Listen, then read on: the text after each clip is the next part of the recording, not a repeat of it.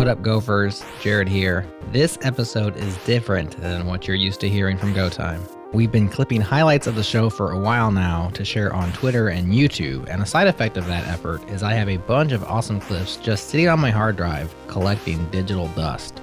So here's a beta test of a best of style clips show covering the summer months.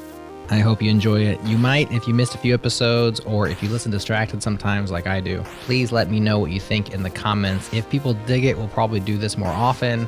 If not, well, I'll just pipe the whole thing to Dev Null. Oh yeah, and since it's a special kind of episode, we have a very special intro song for you. Here we go. Bandwidth for Changelog is provided by Fastly. Learn more at fastly.com. We move fast and fix things here at Changelog because of Rollbar. Check them out at rollbar.com. And we're hosted on Linode Cloud servers. Head to linode.com/changelog. This episode is brought to you by DigitalOcean, Droplets, Managed Kubernetes, Managed Databases, Spaces, Object Storage, Volume Block Storage, Advanced Networking like Virtual Private Clouds and Cloud Firewalls, Developer Tooling like the robust API and CLI to make sure you can interact with your infrastructure the way you want to. DigitalOcean is designed for developers and built for businesses. Join over 150,000 businesses that develop, manage, and scale their applications with DigitalOcean. Head to do.co/changelog to get started with a $100 credit. Again, do.co/changelog.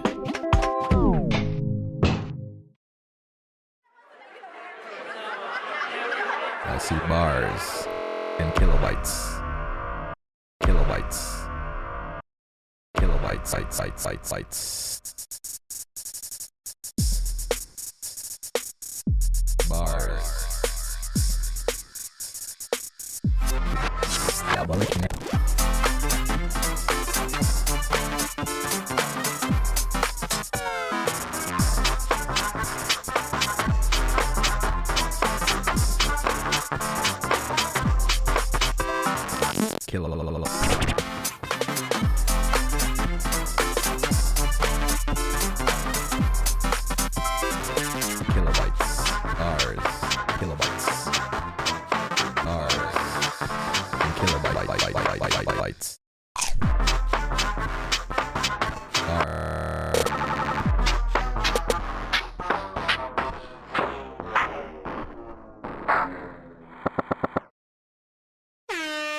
First up, we have a panel-only show. Yana, Matt, and John discuss how to effectively work with databases in episode 132, The Trouble with Databases. It just so happens this was the most popular episode of the summer.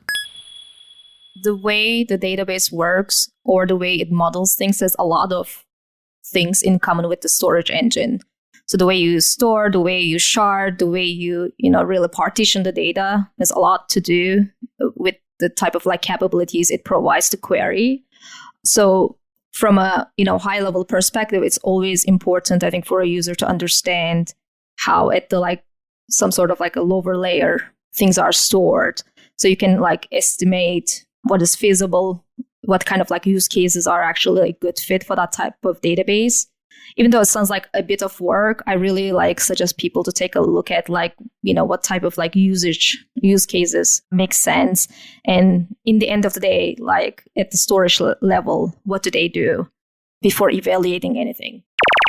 The classic example of that I've heard is that I've been told that at Stripe, one of the common things they've done is that they have a NoSQL database that they're using for all the, really high speed transactions.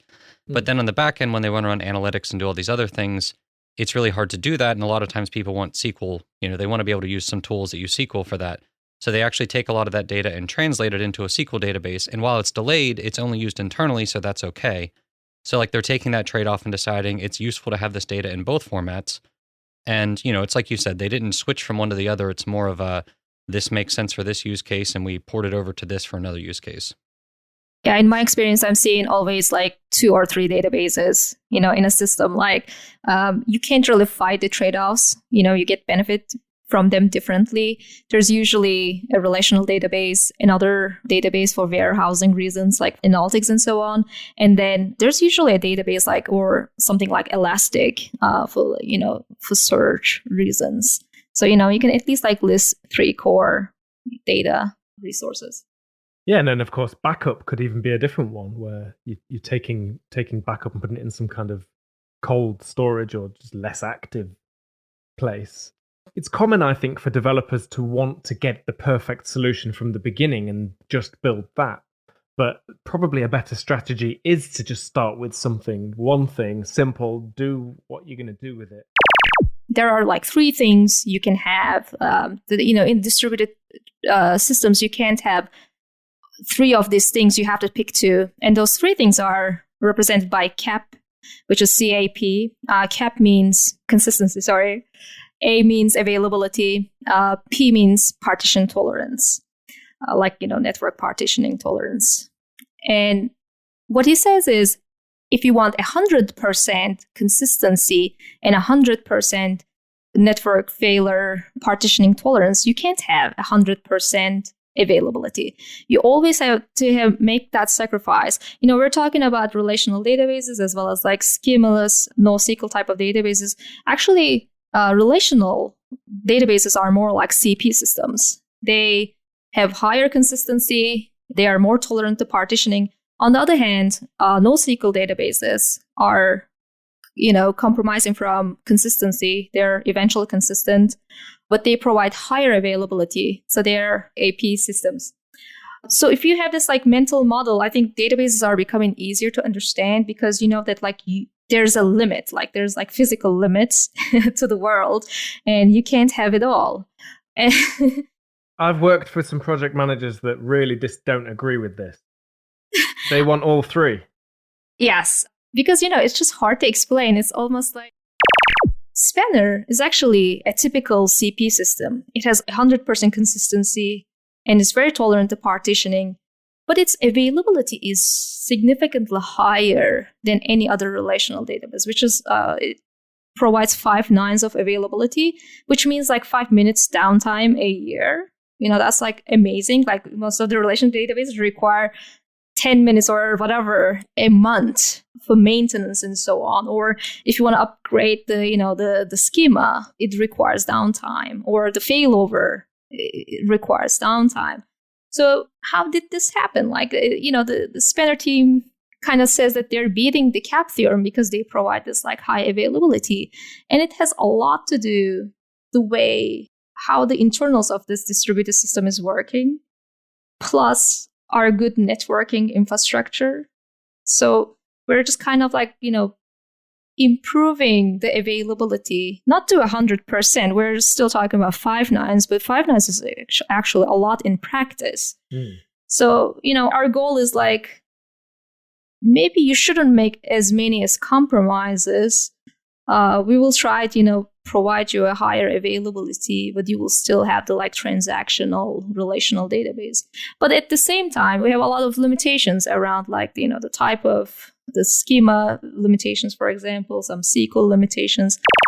I actually was reading Martin Kleppmann's book maybe like 2 months ago.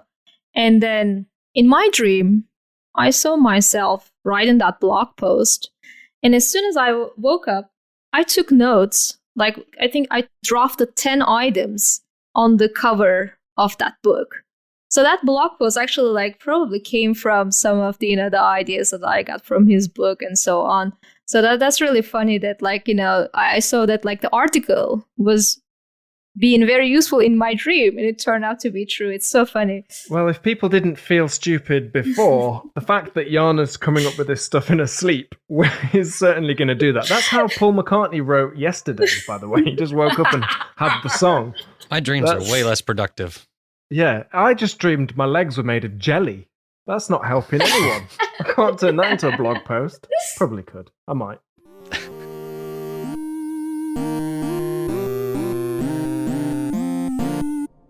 On episode 135, John was joined by Chris Brando, Ben Johnson, and Aaron Schlesinger to discuss some of their mistakes and how they learned from them. One of the mistakes I made when I first was jumping into Go was that I just felt like I overplanned, or I tried to like over-optimize for getting things perfect. So you'd read about how you shouldn't use MVC and you shouldn't do all these different things. And I sat down, I'm like, all right, I'm going to write this side project. It was a side project. It wasn't like my main work stuff. So I was like, I'm going to build this thing and it's going to be good Go code. And I think I spent so much time rewriting some stuff because I was like, oh, well, this is a bad way. And I realized why. And then I'd go back and rewrite it. And in the end, I'm pretty sure what I ended up doing was just using a simple MVC model and just got it done. And then later I was able to come back and tweak things and adjust. But I wasted so much time trying to like meet the expectations of everybody, I guess is how I'd put it. Mm-hmm. And to me, that was a big mistake because I feel like you learn more by just kind of jumping in and doing stuff rather than like trying to find the optimal path. I guess kind of a long ongoing mistake in my career is just not understanding the underlying technologies that I use, especially early on, like using like an HTTP framework, like web framework. Just assume that that's what you do. But like understanding that framework and maybe even like layers on top of that framework is a lot of times more complicated than just understanding HTTP or whatever the underlying technology is. So I feel like I've done that for a long time in my career, but more recently, just trying to step back and just understand like, what do those frameworks actually give me? What do they add? And just a lot of times the net HTTP is, enough with a router. So I guess first off, are you talking about going all the way down to actually understanding how like TCP works and going even below that? Or I think it's a trade-off of like, what do you get for the abstraction that you're working with? Like I'm not pushing bits across an Ethernet cord, but if I can, understand like, just basic headers and what they do, rather than having some other library on top of that to actually, set certain parameters. I feel like just understanding that kind of underlying HTTP, RFC, or some aspects about it helps me just to write more direct code. Yeah, I feel like if you go on GitHub and you look at some popular open source projects, I feel like that's sort of the Instagram of programming, in that you see the perfect result after everyone's, put on the makeup and rolled camera and everything. And, and then we put that on ourselves. Whereas, like Ben, you just said, you could just go in and write a for loop and it'll be good for a while. It's just, you got to start somewhere. Mm-hmm. And there's always the telltale sign of like initial commit has like 20 source files and 4,000 lines of code. And you're like, that was your initial commit? It's like, that clearly was not your initial commit. No. I like to just kill the .git repo or the folder and just restart after probably a couple hundred commits in. Oh, I'm the same way. It's like I've got the initial version and then that eventually gets to something and I'm like, okay, I'm okay with sharing this. And then you delete, and just go from scratch. On one hand, I get why you do it because you don't necessarily want that bad history there. But on the other hand, it is kind of hard for somebody jumping in who actually thinks that might be the initial commit.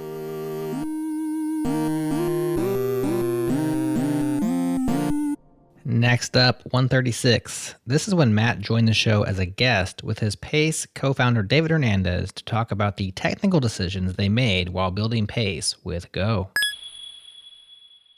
Yeah, absolutely. And I tell teams this when I talk to different teams as well about when they're choosing their technology.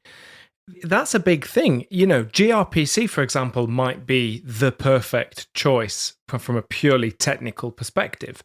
But if nobody on the team has experience with gRPC, then there's a learning curve there. And some people talk about them in terms of innovation tokens and things. You're not allowed, they say, to just all the technology can't be new and unfamiliar. You can do some of that, but there's effort and there's kind of a cost to being productive in any of those. And we had that already on the front end because we hadn't done much front end work for a while.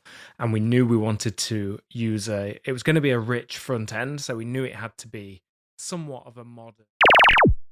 So you weren't trying to emulate gRPC, basically. You got some ideas from how sort of it works, and you stole some, and I use that very generously, you stole some ideas, some implementation details rather, and you sort of issued the whole binary format. You're playing JSON, and basically you solved your own problem in a sense, and rather than sort of bringing in something for the sake of, because it's cool. Yeah, stealing from open source is not really stealing, isn't it? It's just kind of Robin Hood wise, isn't it?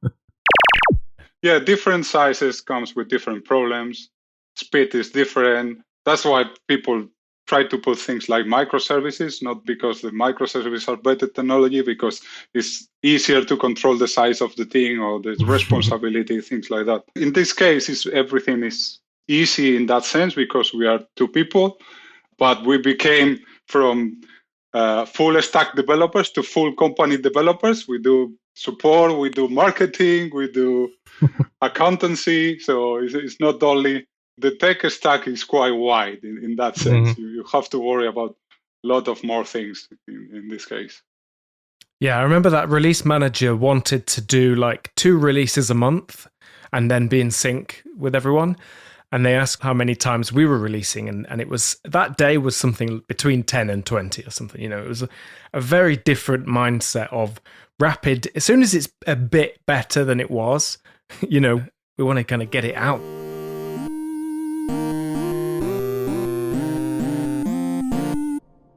On episode 137, databases were back on the table. See what I did there. This time, Johan Braunhorst joined Johnny, Matt, and John to focus in on Postgres.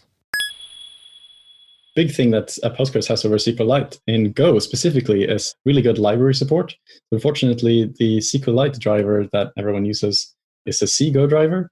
And as most of you probably know, CGO means building with C. It means longer build times. It means less portable binaries and stuff like that. So in Go with Postgres, we actually have several different pure Go libraries to speak with Postgres, which is really great. So that's just one reason to use Postgres. But other things are such as the stability of the software. For example, as you say, it's over 20 years old. It's been used by thousands of companies worldwide. It's not going to just, corrupt your files because those bugs have been ironed out by now. So within databases, I think you often say you don't want to use something that's less than 10 years old because this data needs to live for a long time. You want to make sure it doesn't, corrupt on the disk or whatever. And Postgres is one such stable, mature solution. It's also very fast because it's written in C and C is fast. Yeah, no, I was sitting here nodding along to what you were saying there, that start with Postgres, because I think a lot of users come into the space knowing what to use. And that was kind of a hope with my talk, just giving you an introduction to something you can use, some opinionated tips on what libraries to use and so on, giving you a head start, just getting started with actually moving away from the problem of choosing a technology and actually using the technology to solve your problems. I really agree with that sentiment that a lot of people will try and Google, what should I use to store my data? Or even read some popular programmer's blog where they've tested out the latest technology and found it to be really good for their very specialized use case, and then apply that to all of their problems because that's all they know. And starting with something well tested, well established, like you say, good to develop mindshare like Postgres will take you very far before you need to change. How do you actually use Postgres? And I'm even thinking in the context of, say, a website that is hosting a blog, at what point would you make a connection to Postgres? Do you tend to make one connection per instance of your code running and then create sessions off that? Or would each handler make its own connection? How does it actually work, from a Go developer's point of view? Yeah, so if we take a step back and look at the standard library database SQL package, that actually has a connection pool built in. So if you come from another language like Python or Ruby, you might be familiar with putting something, I think there's a Postgres bouncer or something like that, which does connection pooling between your database and your client. In Go, you don't need to do that sort of thing because it's already built into the standard library. So what you would normally do when you connect to the database is just create a single SQL.db handle, and then that's safe for concurrent use. So you can use that in all of your handlers, even though they're being called from different coroutines from different clients. And you can also configure things such as max connections on the SQL connection. But normally that's all handled by the Go standard library, so you don't really have to worry about it, which is really nice. Actually, I have never had the pleasure of using an ORM, so what am I doing on this show talking about databases? I would, very early on in my career, I was kind of persuaded against using an ORM because naturally, as a beginner programmer, I was like, ooh, this looks cool. But I never really had to use it because I was told by someone who knew better than me that that was a bad idea. So here I am saying to other beginners like myself, once was that you should try not to use the ORM, even though it looks really appealing at first. You should probably just learn to use SQL, and it's really not that bad, and you'll learn to love it, I think, like I do. I would agree with that, having come from the other side, because everything specific to Rails that I learned is useless to me now. And everything I learned about SQL along the way when I couldn't get that to work is much more useful to me, and it'll carry over to any language. That's right. Well, that would have been an unpopular opinion section, but everyone agrees. It's not that unpopular, I guess. It's not happened before where we all agree. I need to ask, have you met Bobby Tables? I have met Bobby Tables. This is a great one, actually. So the reference that Johnny's making there is to an XKCD comic, which has a very illustrative way of showing just exactly what SQL injection means, where there's a school principal who's making a call to a concerned parent, I suppose, asking about their son Bobby Tables drop tables students or something like that. The parent says, yes, we call him Bobby Tables. And then the principal says, well, I hope you're happy we've lost this year's student records. Which is really funny because obviously the implication there is that they had to enter their kid's name somewhere in some sort of form or something. And they thought, hey, it would be fun to see if this is vulnerable to SQL injection. And then they put in a command that would, if it was vulnerable to SQL injection, drop the table called students. And of course, the joke then is that it actually did, and the principal is furious about it. And the kind of lesson, I guess, is that you shouldn't have been vulnerable to SQL injection. Now he's got no job, though. So that's no good telling him that, is there? His life's devastated by that. But yeah.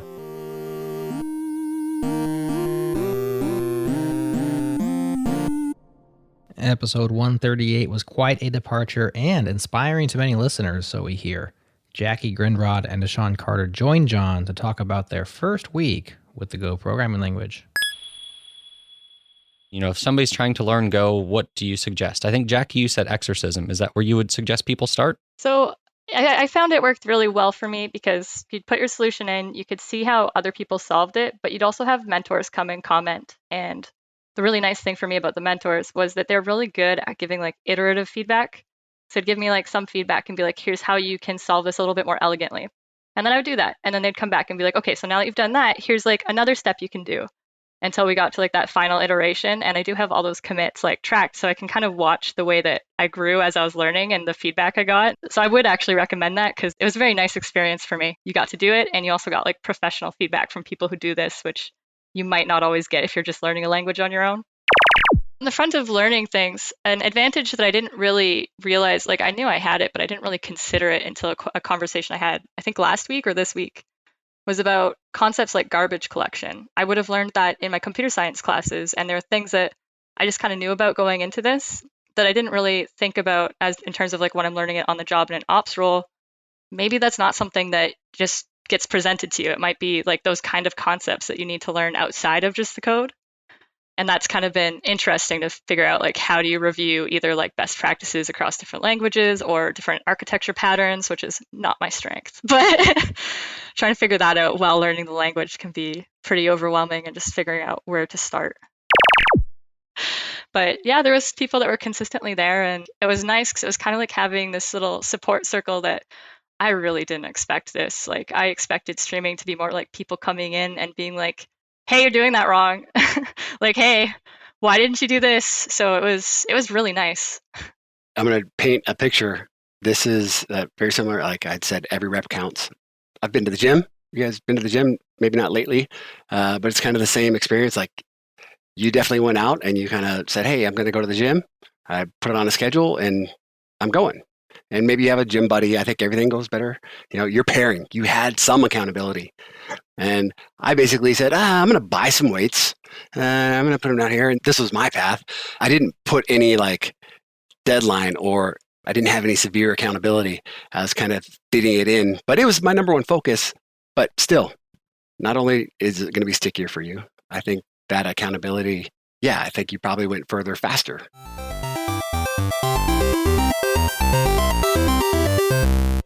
How much time does your team spend building and maintaining internal tooling? I'm talking about those behind the scenes apps, the ones no one else sees. The S3 uploader you built last year for the marketing team, that quick Firebase admin panel that lets you monitor key KPIs, maybe even the tool your data science team hacked together so they can provide custom ad spend analytics. Now these are tools you need, so you build them, and that makes sense.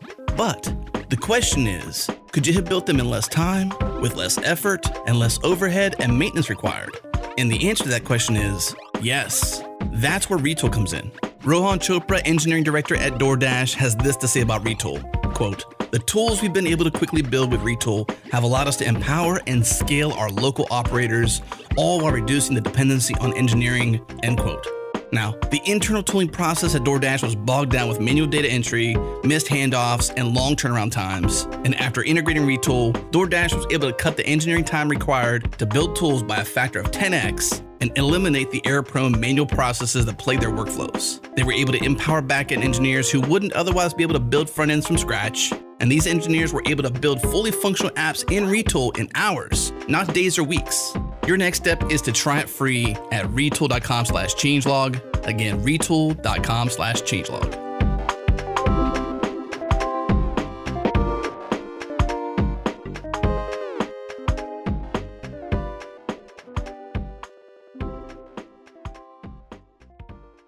Next up, Testify's maintainer Boyan Subachov joins Matt and Mark Bates to talk about testing frameworks in Go. Because you literally put those things as strings into the test code, don't you? And then from that, you can generate some quite nice looking failures. If something fails, it reads quite nicely. But I found it to be too verbose, actually. And just saying, not equal and then showing you the two values or something was just easier to see. The thing I like about BDD versus unit testing actually has to do with those kind of the names of the tests. When you're writing a simple test, right? Test that create does something, right? That's a pretty simple test name. But when you start having all those weird variants, right? Then the string-based text names become really, really useful. When you just need a little bit more description as to what it is you're trying to test. And that's harder to do in a unit type of a test where you have a function name. Yeah, have you seen property-based testing as well? This is another kind of style. Yeah, it's almost like fuzzing for your functions, where you specify not what values to test with, but what types of values your function takes as input. And obviously also what kind of output you expect. And then the property-based testing framework, of which one example is Copter, will then just generate, whether it's random or in some specific sequence, will generate plenty of values to then test your function and try and find edge cases for you that do not conform to the specification. That's really cool, isn't it?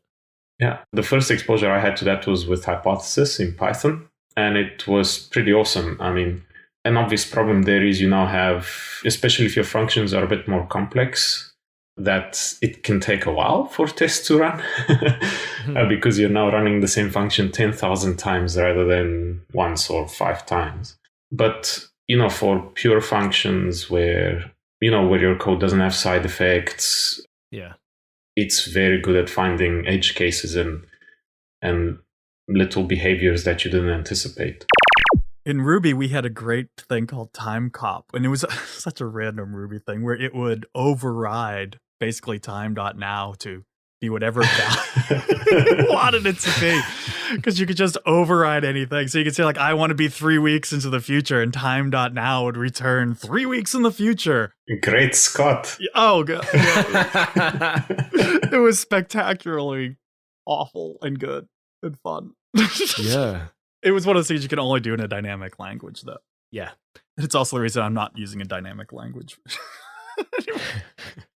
Now, the way I look at it, at least, is if it's something that's, how likely is it to change? Basically, how likely is your database state to change? How likely is your time to change? If it's anything other than low, take it out, mock it out, make it as a dependency that's injected. But that's a rule of thumb that I follow anyways.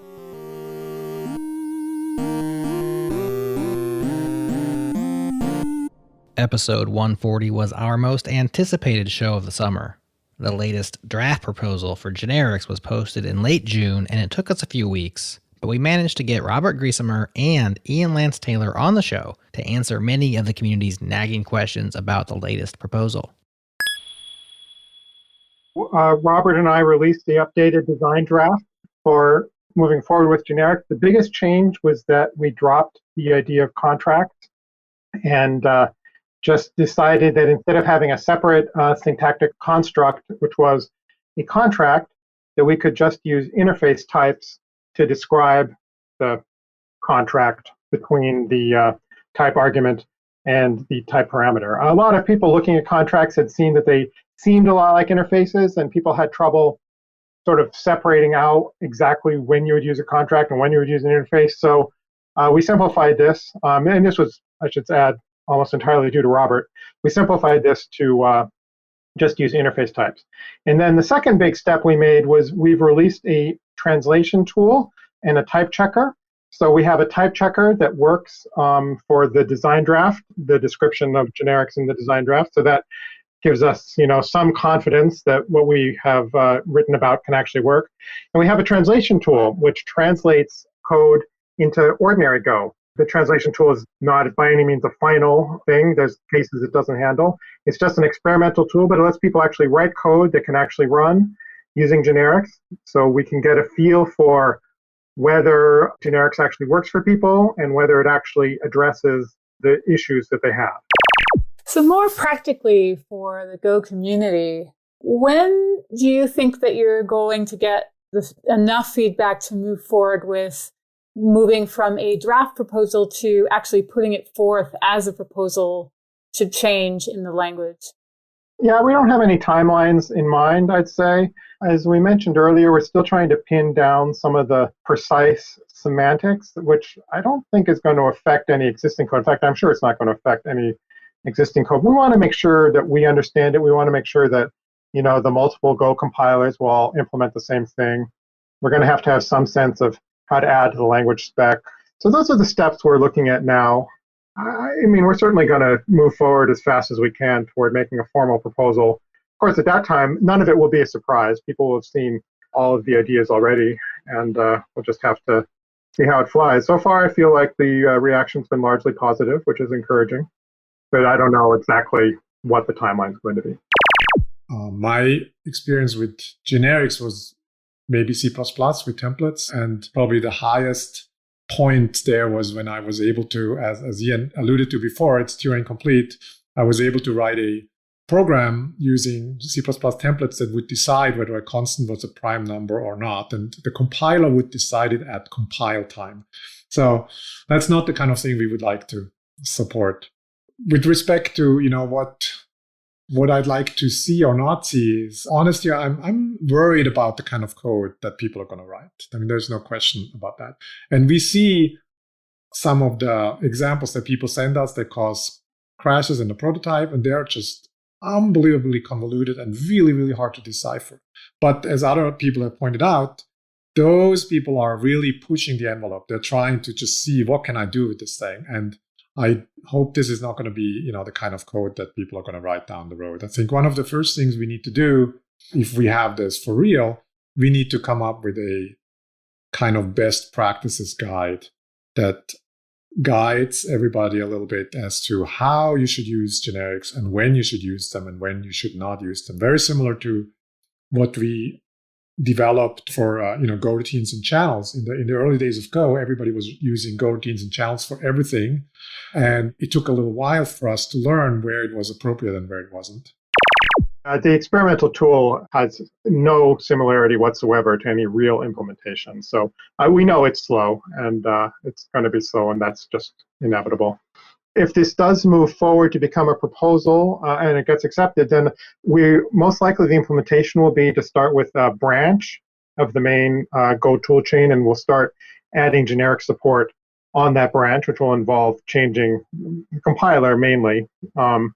and any other changes to other tools that are required. And so that'll be the time to start giving feedback about changes to build speed. We've talked about it with some of the compiler developers, like Keith Randall especially, and we think we can do it without a significant increase in build speed. I mean, there will be some increase in build speed. We don't think it's going to be a huge increase, but this is really speculative at this point. So the time to give that feedback is when we're able to start doing development, and hopefully people will also be able to contribute work when we start doing that work on the public branch. Programming language evolution is really a social process. Okay, it doesn't actually matter if you have seen the light and you know exactly the perfect language, and you would just put it out there, and maybe it's 20 years ahead, nobody would even buy it because people would not see the reasoning why you got to that point. And so you really have to get everybody along, and some people may already be where you are and some people may not, but you have to get everybody along in little steps, and that's how we eventually end up where we want to be. And we can see this with all kinds of things like garbage collection. A garbage collection was invented, in 1950 something with Lisp. The first Lisp had garbage collection, 1958, I believe. And it's taken forever before it became accepted as something that the programming language should, a mainstream programming language should have. Maybe Java was the first one that really made it mainstream. And now this is not something that is, it's still disputed or debated, I should say, but it's not as outrageous anymore. And so I think that's true for other things too.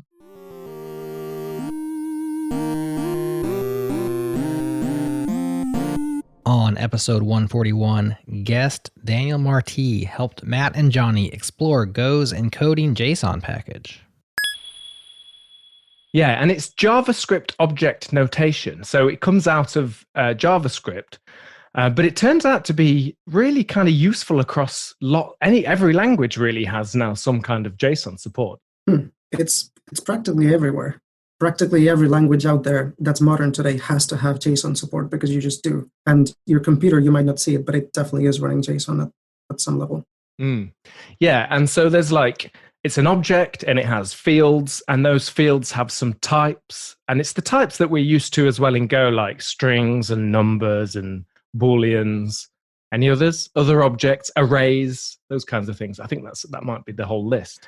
And why did it get such popular use on the web?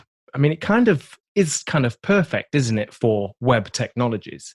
I would say it came from all the success that browsers had, the modern web had. And, suddenly HTTP, HTML, CSS, and JavaScript, and JSON, all these technologies kind of took everybody by surprise. Initially, everybody thought they were just toys.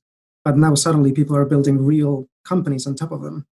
And JSON is just, has too much momentum. I don't think anything is ever going to replace it at this point, honestly. And I have mixed opinions and feelings about all the third-party JSON reimplementations out there. I think some of them do make sense. For example, one use case is you do absolutely want the most performance you can get because maybe this is a bottleneck for you, and you don't mind Go generating some code to then, generate automatically a decoder for you for JSON. So you can use packages like EasyJSON for that, which is pretty popular. And the trade-off there is you have to run Go generate, and your binary is going to weigh quite a little bit more because it has quite a lot of extra code. But that extra code, it just encodes all the logic directly in binary code, in machine code. So there's no reflect, there's no dereferences, there's no extra work involved.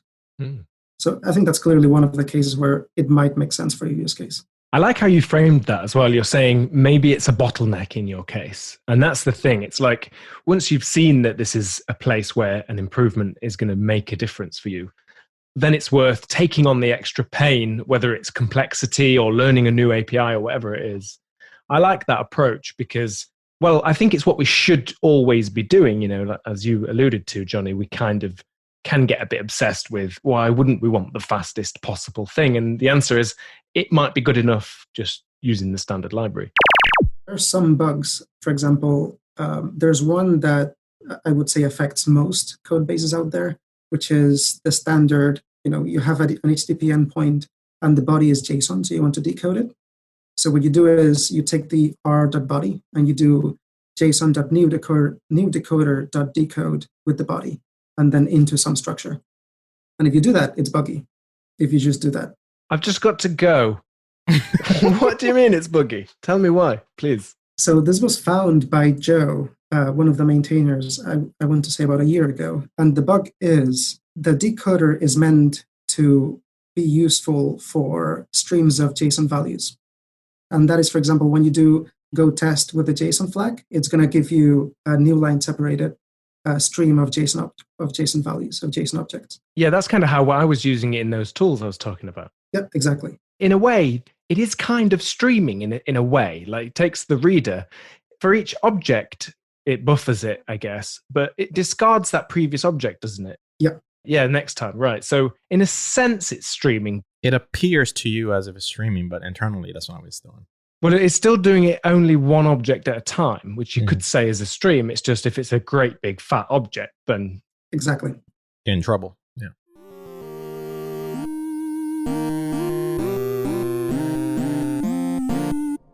Episode 142 was all about that infrastructure with special guest Shubeksha Jalan. Maybe we should bust some of this jargon because, you know, you hear infra, I hear systems engineering, and I hear DevOps. Do we agree at least on what these terms mean? No. We don't. I mean, it's kind of funny. I mean, let's take, for example, one of the hot new titles out there, right? SRE, right? Yeah. And you'd think that, like, that would carry some sort of consistency, right? From organization to organization. That is entirely not the case, at all, right? Oh. An SRE at Google is going to be very different from an SRE at Salesforce, which is going to be very different from an SRE at Microsoft. Yes, there is a through line between these things, and that goes for the other titles as well. System engineering, you know, DevOps engineer. I cringe a little bit when I say that, but like, basically these things are going to mean different things in different organizations, and even in different sort of and over the lifespan of an engineering team, right? The definition of that role may also change, right? So it's not. I don't think there is one sort of solid definition, right, of what, you know, software engineer, database engineer, infrastructure engineer, ops, whatever it is. I think it's going to be different everywhere you go. Yeah. I thought SRE was text speak for sorry. That's how I always thought. That's exactly what I ran into as well. It's a chicken and egg problem. You need experience to get a job, but to get a job, you need experience. So like, where do you actually start? Because there is a very hard limit to like how much you can do and learn on your own when it comes to a job of this type, especially if you want to work at scale. Like, you simply cannot replicate the kind of things you'll be doing every day at home. So why is that though? And it's such a big missed opportunity. Like, I'm seeing a lot of like people without a lot of experience coming into this field and like looking things from a very like new perspective. Yeah. In my experience, they've been really much more effective in terms of like pointing out the, you know, the core friction points than the experienced engineers. I think experienced people have a lot of like, you know, they're accepting the current status. And they always assume that like there's all this like layers of things that, you know, you have to satisfy in order to kind of like provide. But as a new inexperienced engineer just coming in, like questioning some of these like things more carefully. And that's sort of like the perspective that we are missing in infrastructure in general, because, you know, there's no good connectivity and we're just doing a bad job in terms of hiring people into this area. Yeah, I completely agree.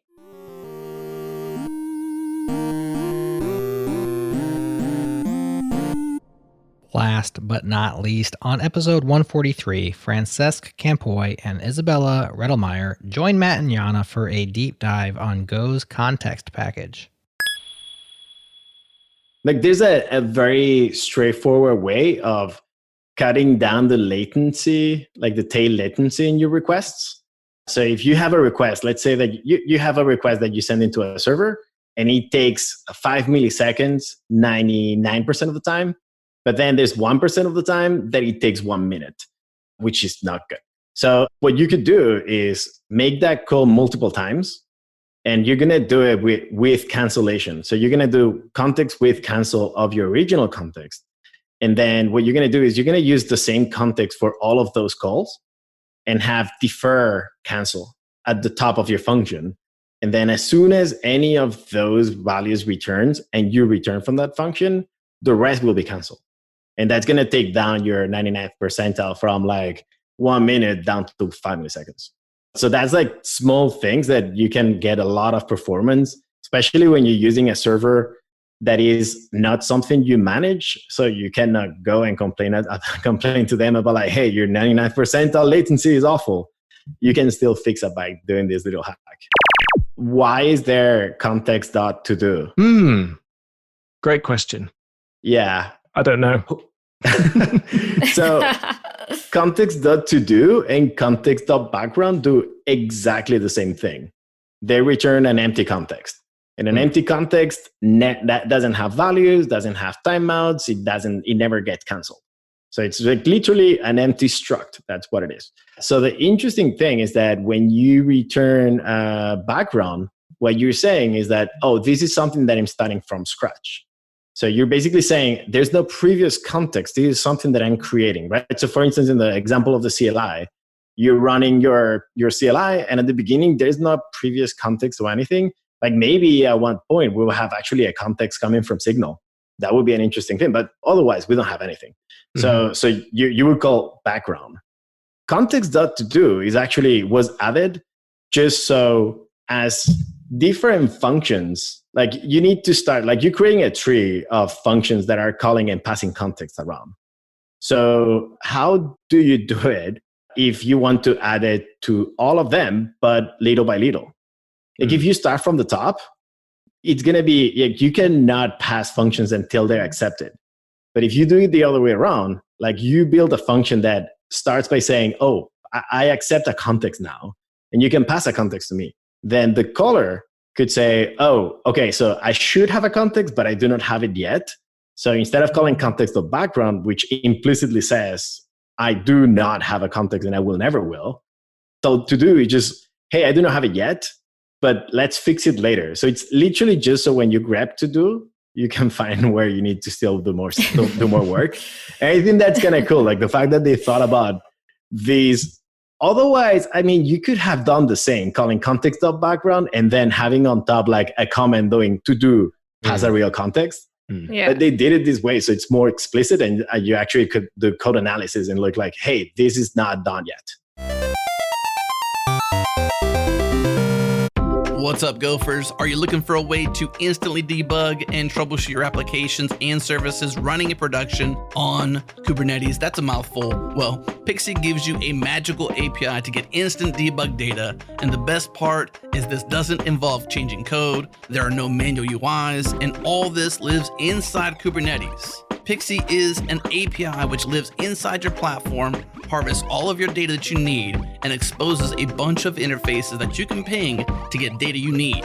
Pixie is essentially like a decentralized Splunk. It's a programmable edge intelligence platform which captures metrics, traces, logs, and events without any code changes. And the team behind Pixie is working hard to bring it to market for broad use by the end of 2020, but I'm here to tell you how you can get your hands on the beta today. Links are in the show notes, so check them out so you can click through to the beta in their Slack community. Once again, links are in the show notes, check them out, and look forward to Pixie Day coming soon.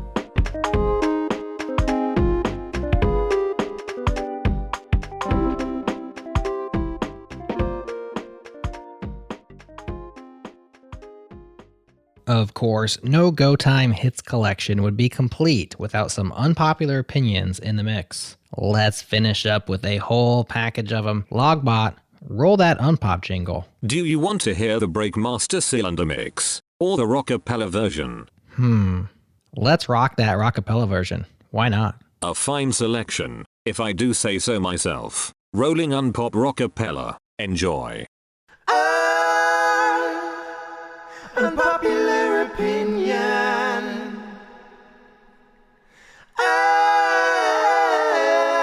Unpopular opinion. I don't know. I feel like most new technologies are just not necessary, I guess, would be my unpopular opinion.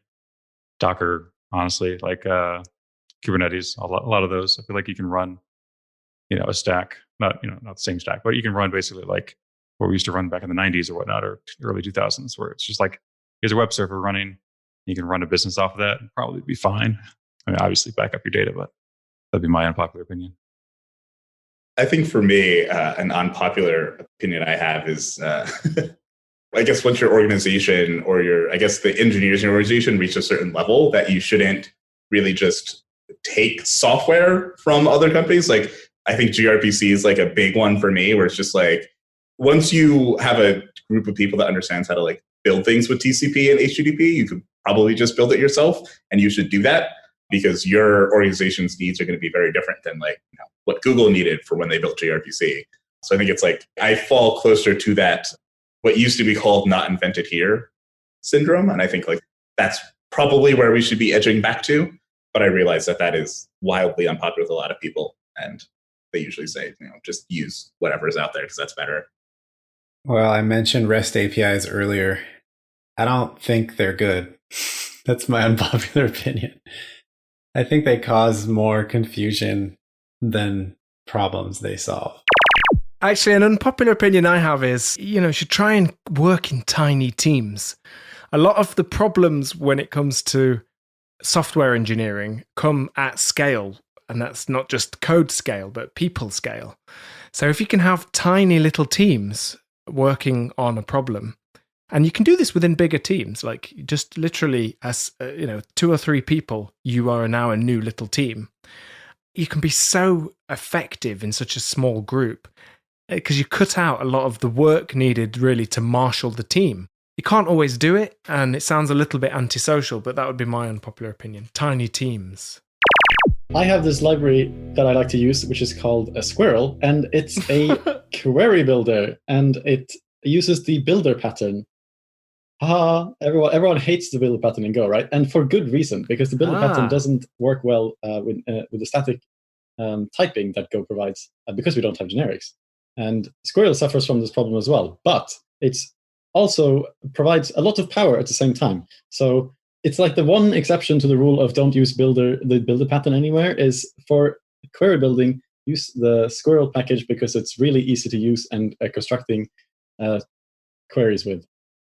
So the builder package then, just for anyone not familiar, this is where you get these fluent APIs where every method returns the main object itself and then lets you chain them. Yeah, right.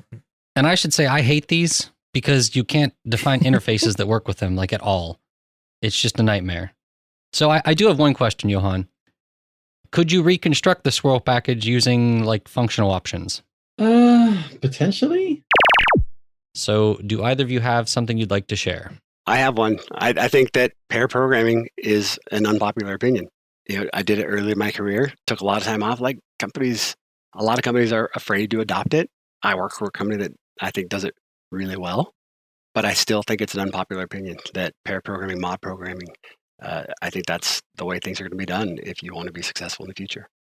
I think the closest I have is that, hopefully it's not controversial here because that'd make me sad, but that documentation contribution is contribution that is as important and sometimes more important than just the actual code. And I see a lot of that where people always kind of drop the docs. That's the closest thing I have right now. But, it's important. It builds up that how do we bring people into our circle that's building this tech and expand and then be able to build better things together. So hopefully not too much of a hot take here, but I think it is. I think it's a hot take. And yeah, let's fight the good fight.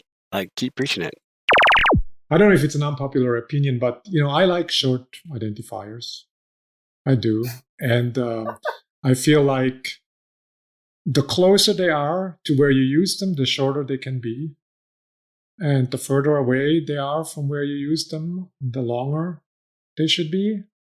And then there's some exceptions, like when an identifier is really, really, really important in your package and prevalent, then it can be one letter, even if it's a global. And, the most prominent example for that is perhaps testing.t. I'm not sure if you're allowed to be a teacher now. Uh-oh. Why, Don? Every teacher expects you to write really long, self-explanatory variable names, regardless of where you use them or when you're. At least that was my experience. I felt like every teacher wanted long variable names. So I will comment on your change list if it uses, in a simple for loop, if the iteration variable is called index, I will, probably comment on that. Say, call it I or J or whatever.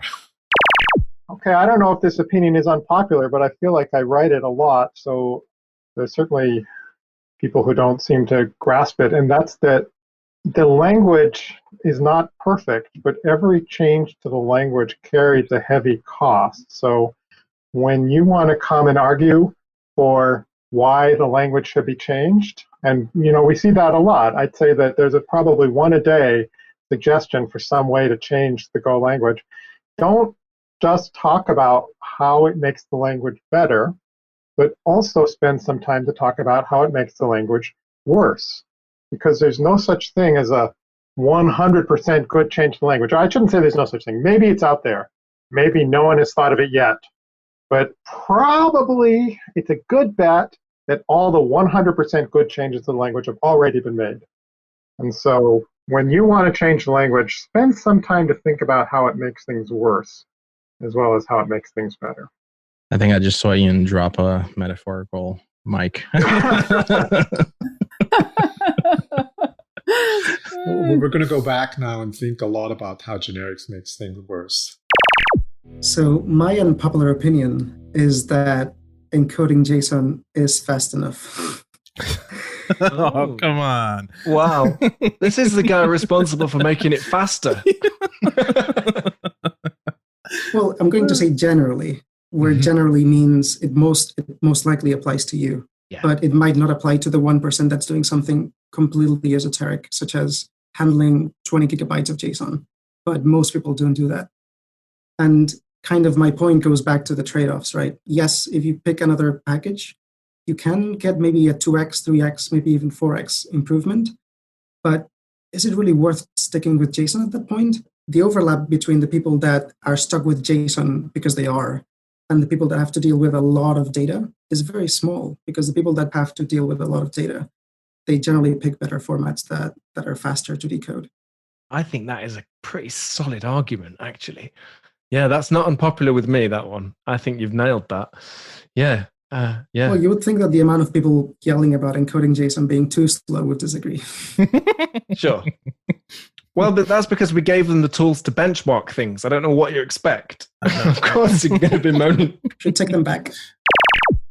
JSON isn't always as bad as people make it out to be. Tell me more. Who is he? Who is this Jason you talk about?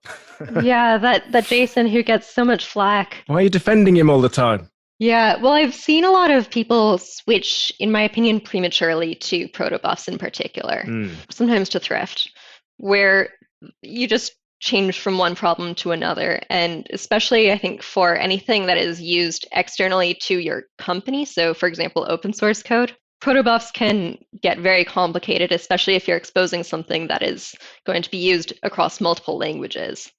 So nice to use in Go, not necessarily as nice to use in Ruby, for example, or in PHP.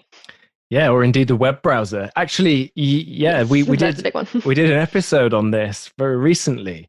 We called it Encoding JSON, and we actually spelled the episode title using JSON to see if any podcasting technology is vulnerable to JSON injection attacks. So far, everything's just been fine, which is a shame.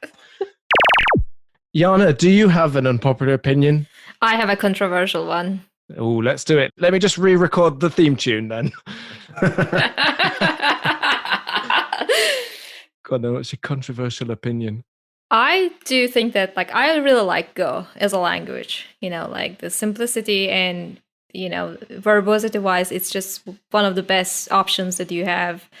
But all the proto-generated artifacts is just making everything just kind of like messed up. Like each time I have to touch, some proto-generated protos, it just doesn't look like Go anymore. It's like so cryptic. Like there's all these like types on top of the standard library I have to learn about.